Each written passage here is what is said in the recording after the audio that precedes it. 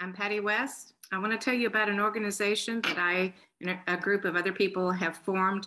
And we formed this organization to help adults with Friedrich's ataxia and their parents. So I have 3 children, Cherie, who's 42, Scott's 39, and Sarah is 25. And Scott has Friedrich's ataxia. He was diagnosed when he was around 10 or 11 years of age. And I'll tell you more about what Friedrich's is if you don't know already or not familiar with the disease. So let me share the presentation screen with you. And I'll go over exactly what we have accomplished this far and tell you a little bit about the organization and what our purpose is. So the place of purpose, a community, is we're building a community for adults with Friedrich's ataxia.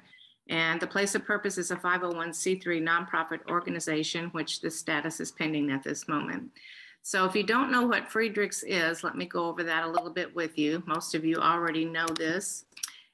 Friedrich's ataxia is also known as FA, and it's a rare, debilitating neuromuscular disease. It affects 1 in 50,000 people. The muscles slowly atrophy and lose their function. It's inherited. You would have to get the defective gene from both parent in order to have the symptoms of Friedrich's. If you get a defective gene from only one parent, then you would be a carrier. And of course, if you get neither, then you wouldn't have any symptoms or would not be a carrier at all. Symptoms usually appear early in years. As I stated, Scott's symptoms actually formed when he was much younger. We just didn't recognize what it was until he was older and had him diagnosed. It's progressive in nature, so this is something that just slowly worsens with time, and depending on the severity of the Friedrich's that the person has, some people progress much more rapidly, some are very slow. When you have been diagnosed, most of the time the patients find themselves in a wheelchair within 10 to 20 years after their diagnosis. FA is life-shortening, mostly because it affects so many other things in their bodies. We'll go over that a little bit in a minute. And at this time, there is no cure. There's a lot of cases, though, that some of these people with Friedrich's will live up into their 60s. I'm sure there's some that's older than that. So an ongoing care situation arises with someone with that, and the options for a young adult who needs full-time care, if their parents or a sibling or someone's not around to do that, that it becomes very limited as the options that they can have.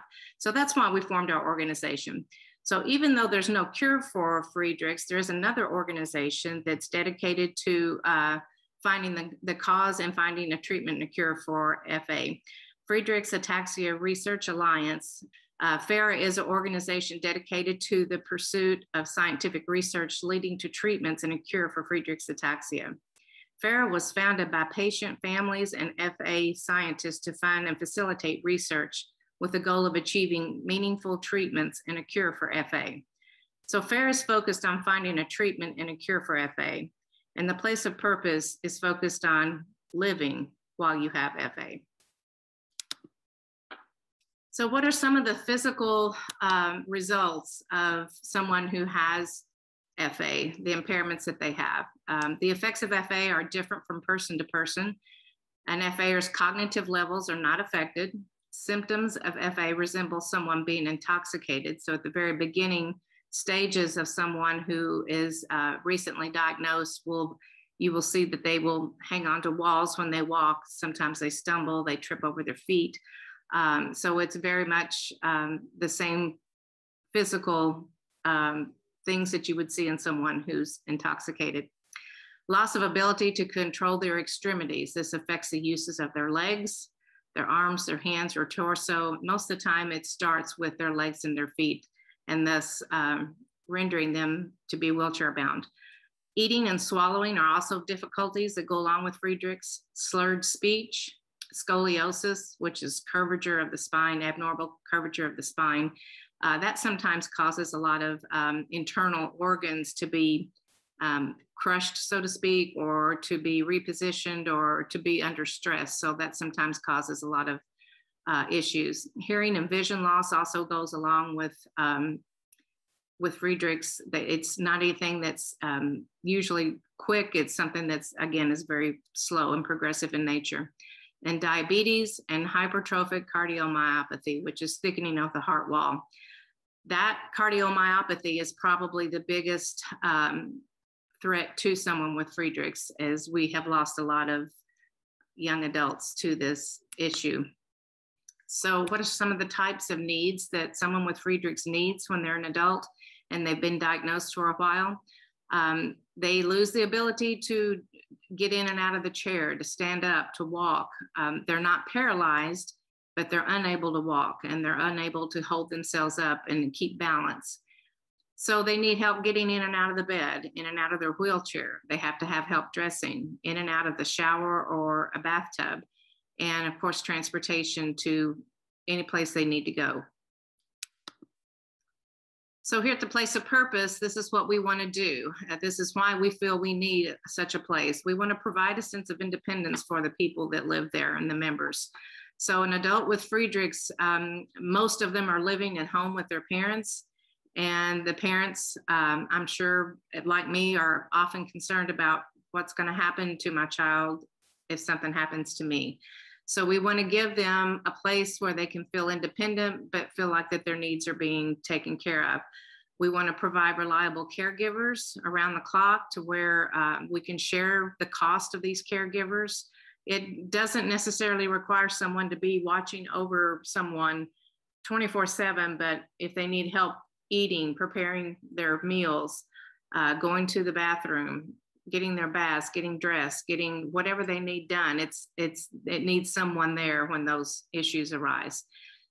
It's peace of mind. If we get this going and provide this place that we have visioned, it will give peace of mind for the aging parents of people with parents with children with FA, who may not be able to care for their children any longer, or maybe some of those parents that have already passed away, that their child is now being cared for by a relative or possibly in a nursing home or something of that nature.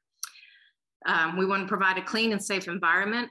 I know of a few cases where adults with FA have lived on their own to the best of their ability, and it's not a good situation because they're just not able to take care of everyday things that need to be taken care of as far as cleaning goes, keeping bed linens changed, keeping bathrooms clean, keeping themselves and their laundry done. So all of that goes along with that, to provide an FA a place where they can lead a productive and socially enriching life. Another issue with someone with Friedrich's is if they're living at home with their parents, they find themselves isolated because they don't have the independence to get out and do the things that most young adults are able to do on their own. They require someone to be with them to help them get to the functions that they need to go to, or to get dressed, or to do anything. So they're very much dependent on someone to be their arms and their legs for them at all times. And most of the time, if they're at home with their parents, they isolate themselves, and it causes a lot of depression and mental anxiety.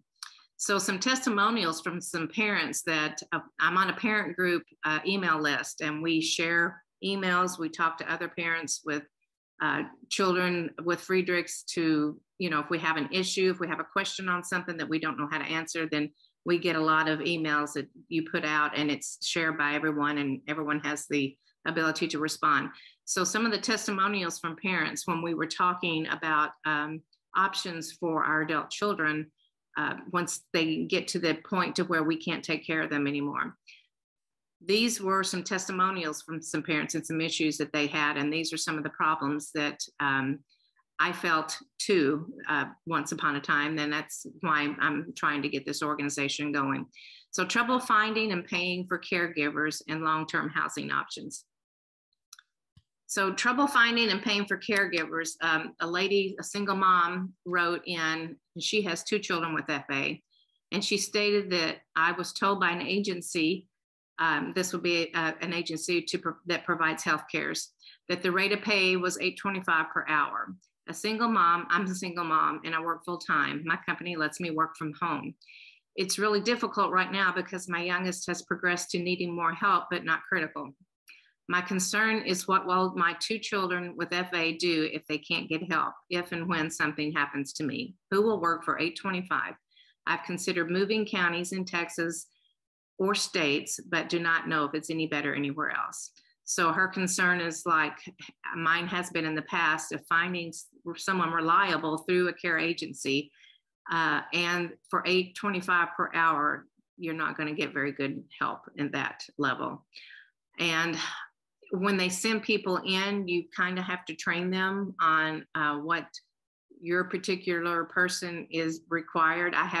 Scott has a lot of different things that are unique to his disability right now. Now that might change over time, and it does, but each person with Friedrich's has a different need that they require. So when someone comes in to help me, it's a training process that they go through. So it's not like someone else can just come in tomorrow and pick up where that person left off, because each routine is so different.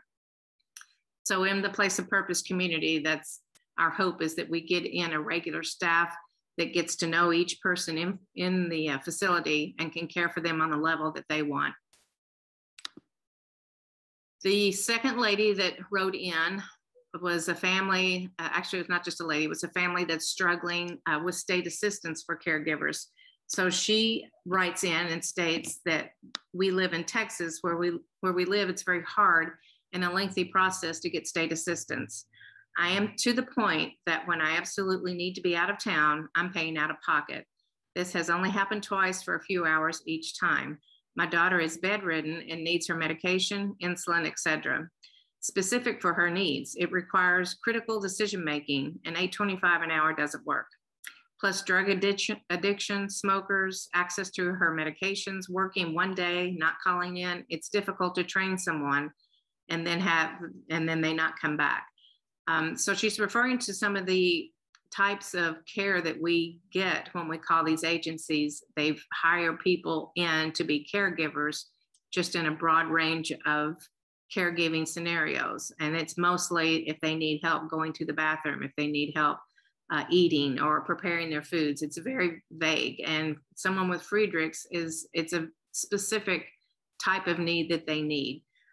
So like I said before, that doesn't work too well with agencies, because they send in someone different all the time. And at $8.25, you're not going to get someone that's very reliable.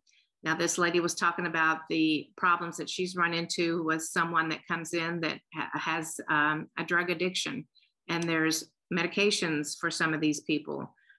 They're smokers. They come in and they're smoking, in your house outside. It's just not a good situation. So this is an issue that all of us have had to deal with as parents trying to find help. And another mom that's caring for her son with Friedrich's ataxia, she says, I live in Mississippi and it's the same problem here. Toileting, preparing food. I'm fortunate to still be able to do these things, but I'm 68 years old.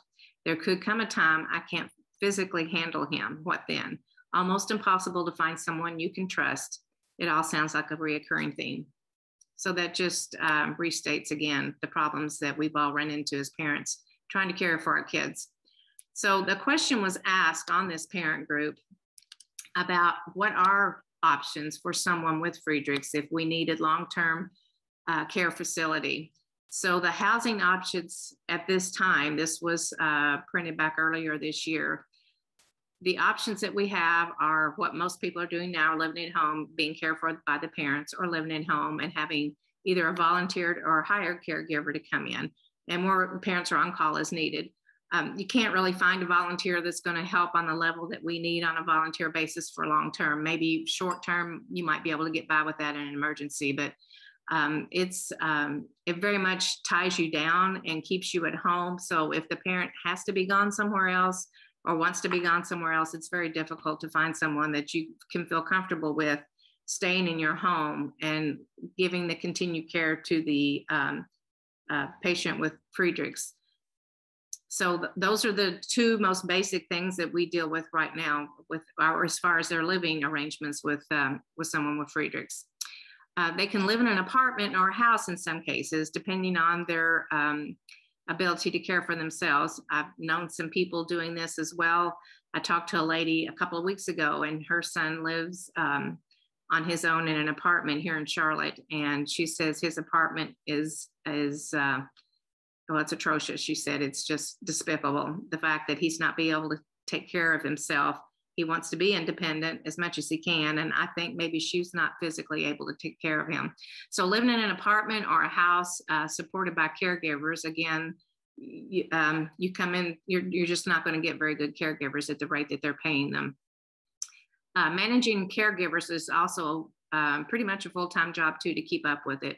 Most families are not successful at doing this. Most families are, both parents are having to work full-time and take care of the disabled adult in their house, plus manage all the caregiving and everything else. It's really quite a handful to keep up with. Another option would be to live in a group home with 4 or 5 or so clients. So in a group home, your meals are provided. There is supervision provided. Some of it's funded privately, some of it's funded publicly. But in group homes, the downside to that is most of the clients are developmentally delayed, and that's not a good social environment for someone with Friedrich's, since their minds are intact. There's no cognitive difficulties in someone with Friedrich's. So they're living in a home with other adults who they don't have anybody to interact with that they can share their life with. Most of these homes want ambulatory or high levels of functioning wheelchair users that can provide most of their own hygiene care, and that leaves FAers out. These settings tend to have management, quality, and or personality problems of one kind or another. So I'm not a fan of group homes. This is not what this would be. The last 2 options are to live in an assisted living center facility that's several tiers of care, from independent living to full care, and it's very expensive. And again, you get back into the point that most of people that are living in an assisted living facility are older. And if they're not older and they're young like Friedrich's, then they're usually dealing with mental disabilities. Living in a nursing home, this tends to be the worst option for a young person that can't care for themselves. Care tends to be marginal to bad once the patient is up, and they are largely ignored. The patient to staff ratio is simply too high. Many have entertainment and games, but if one requires one-to-one support to participate, it's largely not an option. So in the place of purpose community, we're looking to have, if we have, 6 residents, then I would think we would need at least 3 aides or caregivers on board of what's going on and being there to help these people out. Most of the time, you might not need anyone because they're very able to get up and get around once you get them going and do their own thing. But again, they need help sometimes with eating. Sometimes they need help with preparing their foods, bathroom needs. And in some cases, like the one lady had said, her daughter was bedridden and was required insulin on a regular basis. Now, I don't know what her nursing care level is. She might have someone that comes in and on a nursing level that cares for her. So this is not a nursing home that we're trying to start. It's just a home to where these people can share their lives together and share the expense and the cost of caregiving, but still leave as much functional life as possible.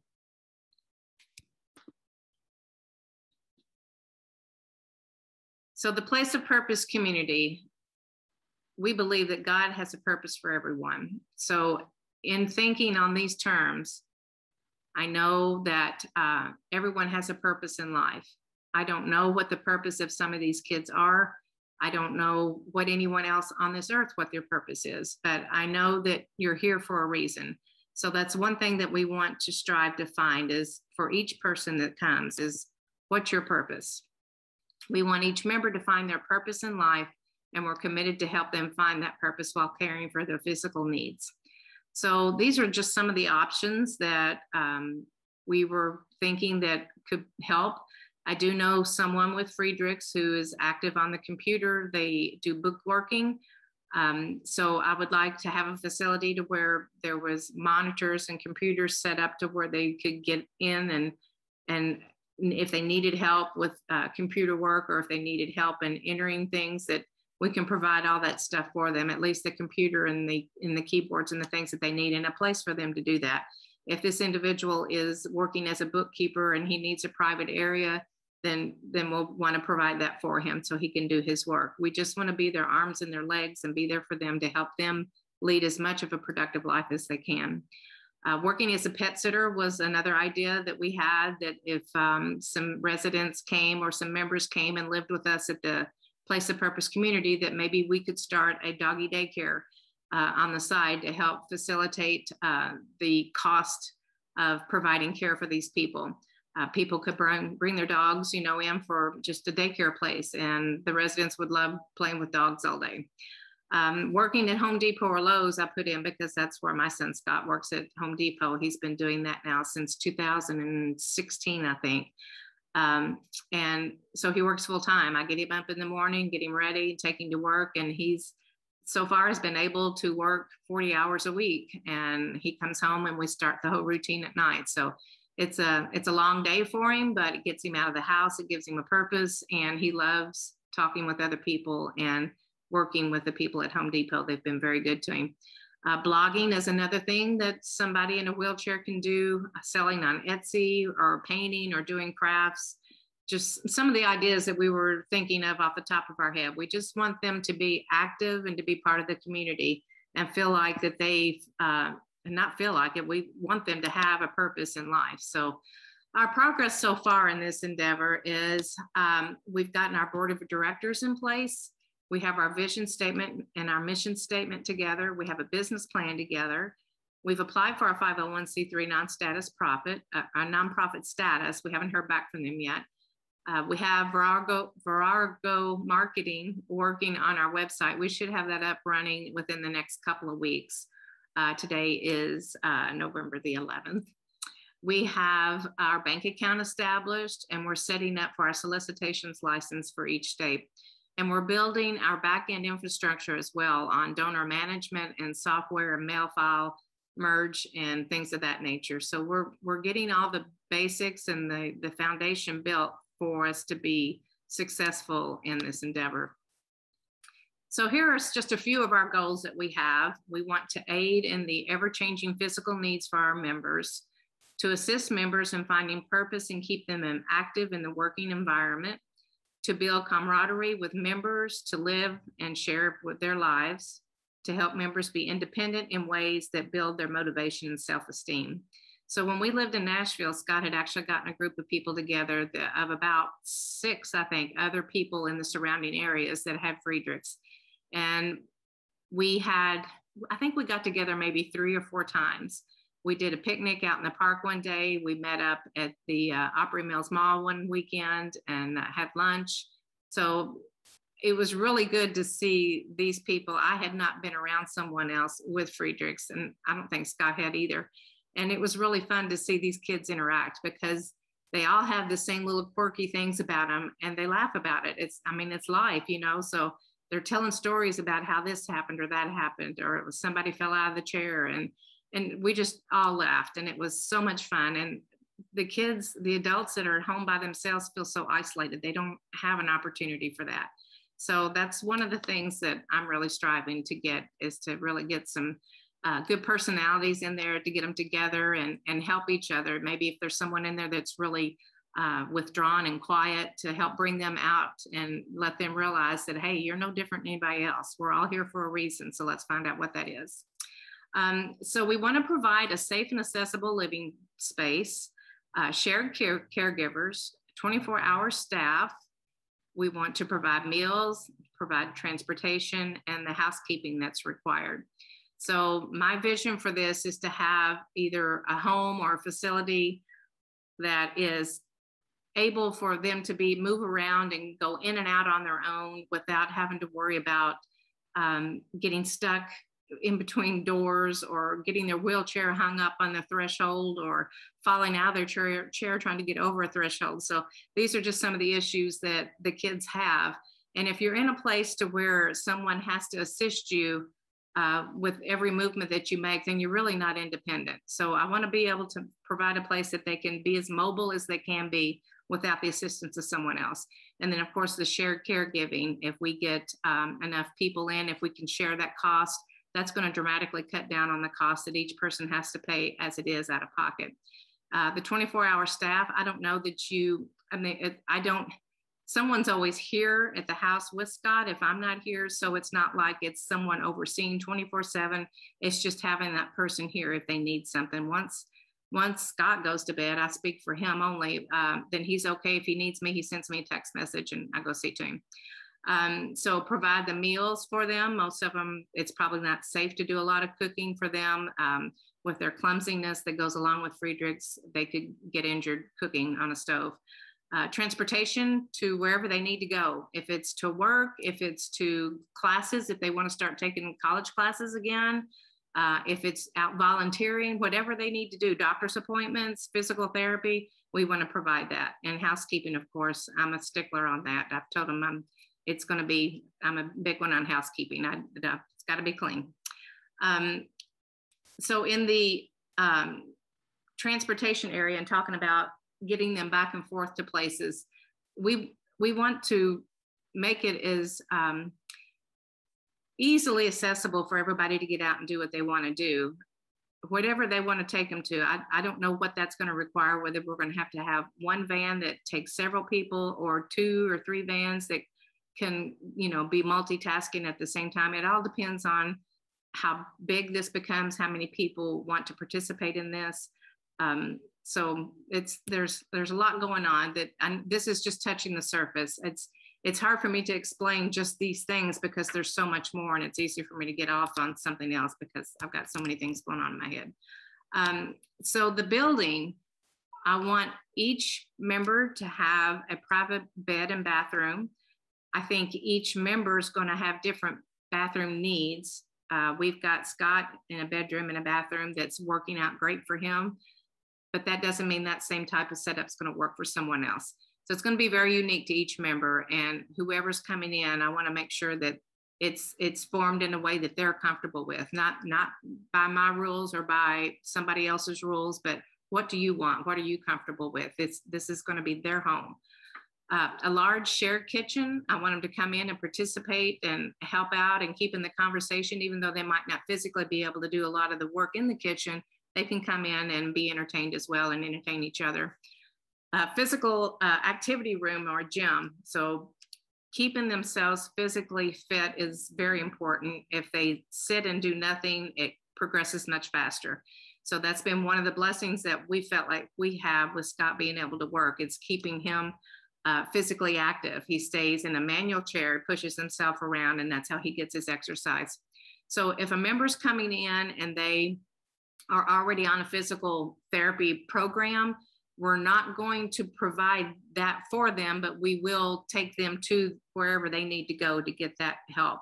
So I don't want to fall into the realm of having to make sure that I'm providing their physical and medical needs because each one is so different. I just want to give them a place to live and a place in a home and be there for them, and I'll help them get wherever they need to go. I would like to have an outside area where they can have a fire pit or be outside and be out in the sunshine and enjoy the surroundings. A large laundry area with multiple washers and dryers. There's a lot of laundry involved, if you can imagine, with spilling things on you from eating, or, a lot of times Scott will eat in his bed. He likes to stay out of his wheelchair as much as he can. So it's a lot of times when he comes home at night, he'll eat his dinner in his bed. All areas with wide doorways and hallways. Again, I want it accessible to where they've got as much freedom as they need to get around. Office area for facility that I can't speak. Office area for facilities, bookkeeping, and administrative work. A lot of bookkeeping that goes on with, especially if you're having to deal with Social Security and disability. There's a lot of paperwork and a lot of book work that goes along with that. So that's another thing that I'd like to provide for the people that come there. If they're receiving disability, if they're receiving SSI, whatever that is, there's paperwork that's involved with that has to be submitted. So I want to be able to provide someone that has that knowledge and can keep up with that as well. Rooms for possible live-in staff. If the facility is big enough, I would like to be able to provide someone to stay there and live there if they chose to. I mean, not someone with Friedrich's, but another room where if we had a older adult who is has no family or is widowed, or, you know, an older gentleman that wants to be a handyman, but he needs a place to live. Well, he can live with us. There's things that he can do to help us. And I'm sure that he would get a lot of pleasure out of helping these kids as well. So it's a place of purpose, but not just for people with Friedrichs. So I'm looking for options on that realm, and a room for overnight guests and parents. So if it were me, that my son was somewhere else, my son or daughter was somewhere else living, and I wanted to come and visit them, I don't want to have to go stay in a hotel. I want to be there with them. So I would kind of like to have maybe 1 or 2 rooms too that would be guest for parents or friends and family that want to come in and spend some time with their son or daughter. It's a big wish list, but, you know, go big or go home. Other needs we're going to need are handicap accessible vans. We talked about that a little bit. I'd like to have a garage to store these vans in, because in the mornings, now here in Charlotte, in the wintertime, it gets cold, and it's not bad, but it does get cold. We do get a little bit of frost. And for someone that's full-time in a wheelchair, they don't get a lot of movement anyway. It's easy for them to be chilled. So nothing's worse than getting in a cold car and going somewhere. So I'd like to have a garage that we can store these things in, plus for security reasons to keep them safe. Storage units to provide members with belongings and keepsakes. So this is one of the ideas that we talked about maybe incorporating with this place of purpose, was to have a storage unit facility that possibly one of our members with FA could do the paperwork on or help manage it, but a public storage place to where the public and outside people could use it, facilitate in it, and you know, purchase storage units, which would also help facilitate the income that's going to be required in order to have this a functional place. And plus the members have, if they're coming from another house, they're going to have lots of things that they don't want to get rid of that they'd like to keep. So maybe they don't have room for everything in the facility. So we'll give them an option too of having a storage area to put things in. Some of the members are active on the recumbent bicycles. So those take up a lot of space. So having a place, a storage place, or even a larger garage that we could store those into. Equipment area needed for maintenance. So if they're in wheelchairs, there's always maintenance that has to be done to wheelchairs. So I'd like to have an area and possibly a part-time person or full-time, whatever we needed to do, that could help keep up with that portion of things and keeping the wheelchairs in working order. And a shop area used for creating or woodworking or maintenance along with this, just an area for the kids to be creative, and for possibly people in the community to come in and share their trade, whatever that trade might be. Maybe someone's good at art and painting. Maybe someone's good at woodworking, leather tooling, things of that nature that they could teach some of the members there that they might be active in. So our staff, these are the people that would actually have a paycheck from us. So we'll need caregivers. We'll need, I don't think we can depend on volunteers totally for this, because it's too big an area. It's too important to overlook. So we're going to have a staff of caregivers. And again, I would like for it to be caregivers that are trained on what we need and what each member needs, and that know the residents and know us, and not just someone that comes in maybe once a month, and that just doesn't work. So we'll need a full-time staff of caregivers. We may need an on-call nurse. I don't know at this point. I don't have an on-call nurse with Scott. If something happens, I call 911, and knock on wood, that's not happened. Drivers, I want someone to be able to drive them anywhere they needed to go at any time. So I want that to be part of the staff. That's something that we have to depend on. If they're going to school and taking classes, if they're going to work somewhere outside of the facility, then they're going to have transportation to get there. Housekeepers, another big one. Like I said earlier, it's going to be clean. It's going to be a nice, clean environment. And the administrative staff also is going to have to be someone that's hired, because it's a full-time job.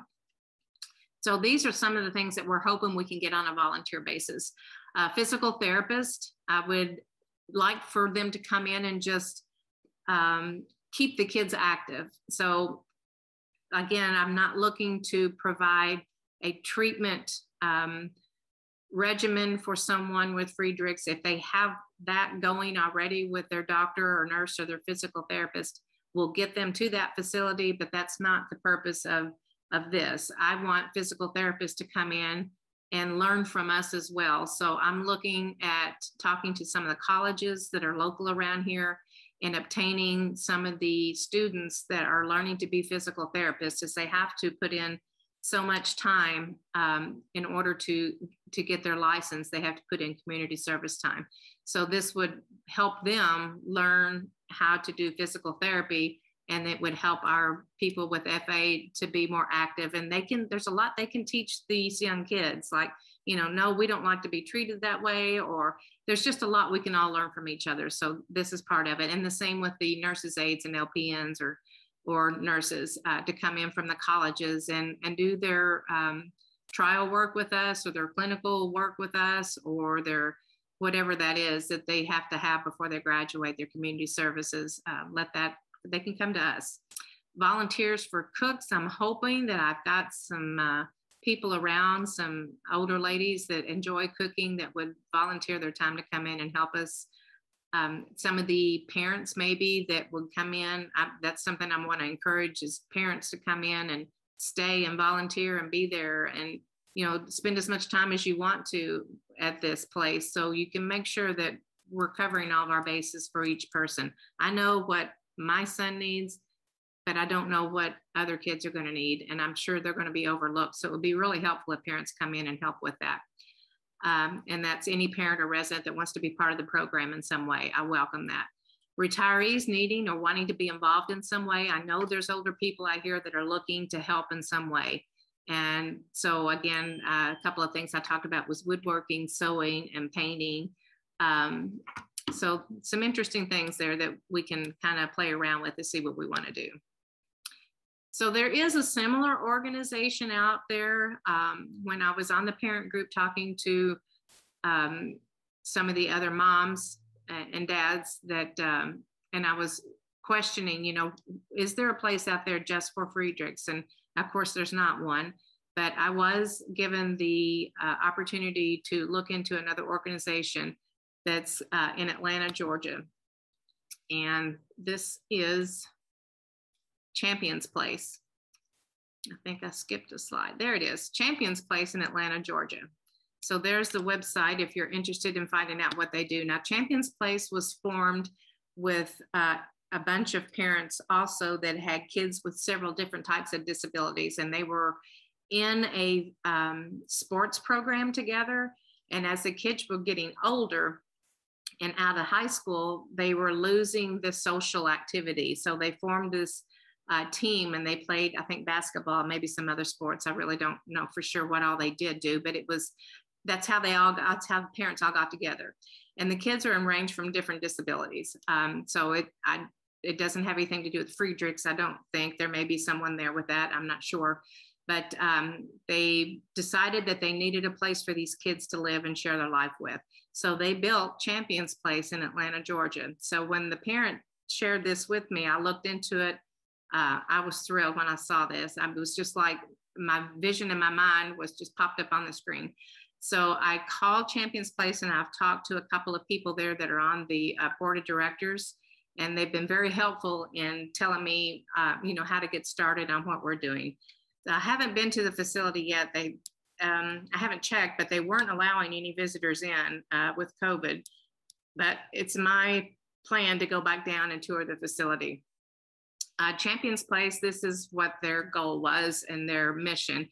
As young adults with physical disabilities age out of high school, they no longer have the social and athletic activities that kept them involved and active in their community. They find themselves totally dependent on their aging parents and personal care and support. And they become isolated at home, which often leads to loneliness and depression. So in that aspect, Friedrich's ataxia is no different. While they're in high school, while they're young and still able to get out a little bit, move around a little bit better, if they're early in their diagnosis, then they've got the social aspect. It's not as good as what some people have, but they're still able to get out there. But as they get older and their disabilities start to get worse, then they slowly start to lose that social aspect of things.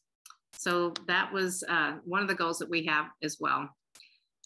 Champions Place model: by utilizing shared community support services funded through Medicaid, qualified residents have the ability to share the cost of personal staff.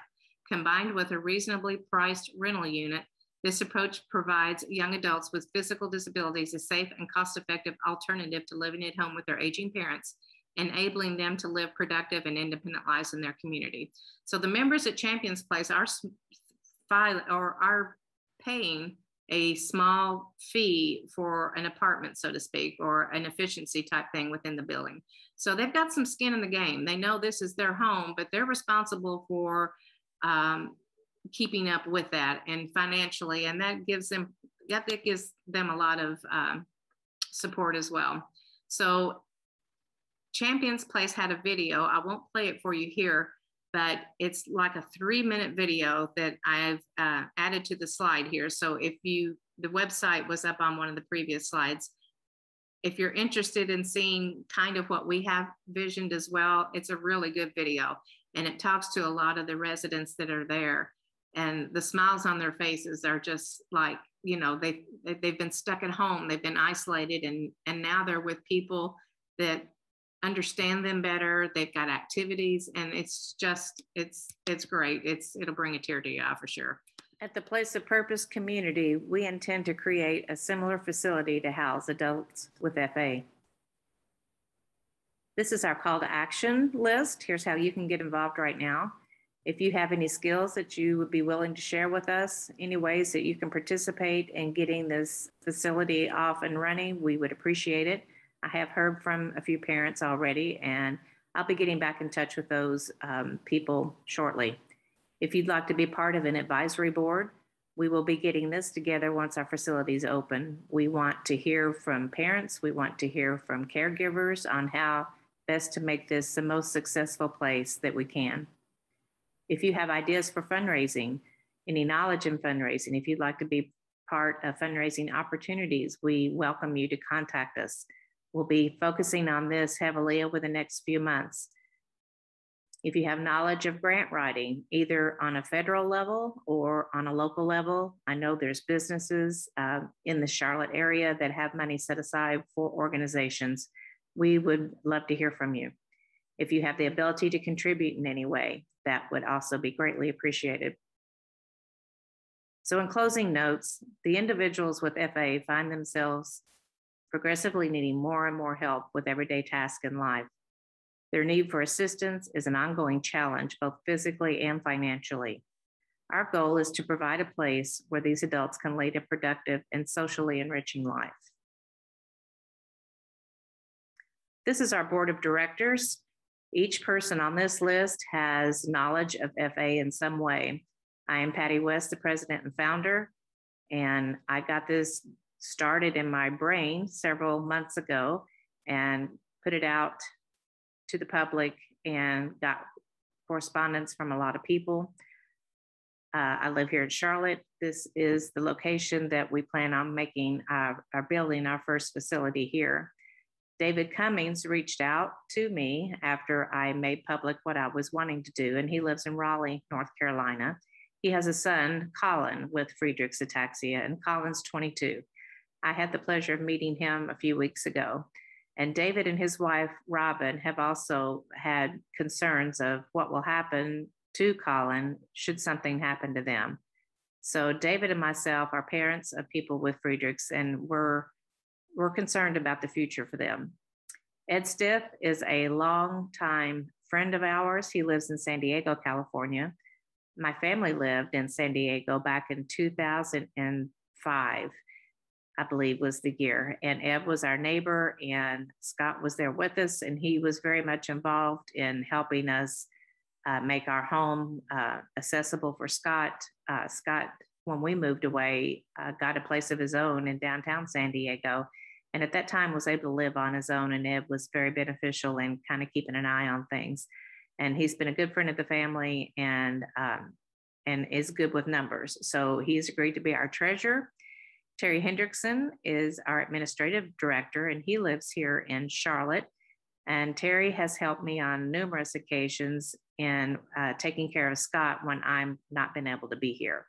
So Terry is well aware of the difficulties that Scott has with his disease of Friedrich's, and is very active in helping us get this organization off the ground and taking care of our administrative areas of those things.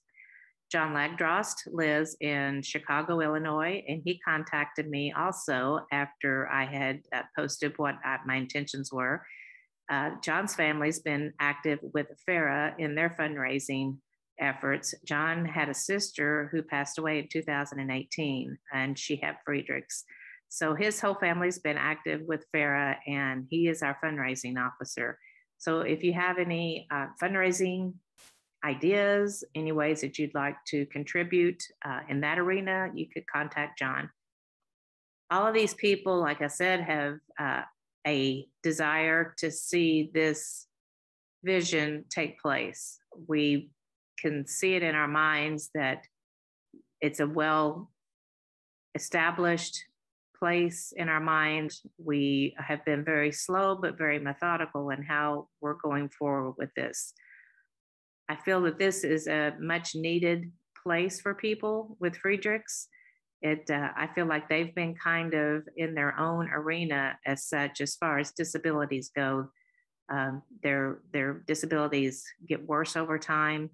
It's not like a physical disability that you learn to adapt to and then nothing changes after that. So I've always felt like that Friedrich's is a little bit unique in that area. One of the reasons why I'm attempting to do this just for Friedrich's patients. So that kind of gives you a background of what we've been working on over the past several months. We would encourage anyone to contact us if you've got any ideas, if you've got any thoughts that might make this organization more successful. We want it to be first and foremost a place for Friedrich's that they can enjoy and find their purpose in life, be involved in society, and have the friendship among other people that understand their disabilities. And we also are excited to provide the peace of mind for parents, that knowing that their child is going to be taken care of in the future. So I appreciate you listening. I look forward to hearing from you. If you have any comments on anything, please feel free to contact anyone on the board. And I'll be posting more things as we go down, as we get further down the road, and keeping people updated a little bit better. As I said, this has been very slow, but it's new to us. It's new to building this. I want it to be the best it can be. So I appreciate your time, and I look forward to hearing from you. Thank you.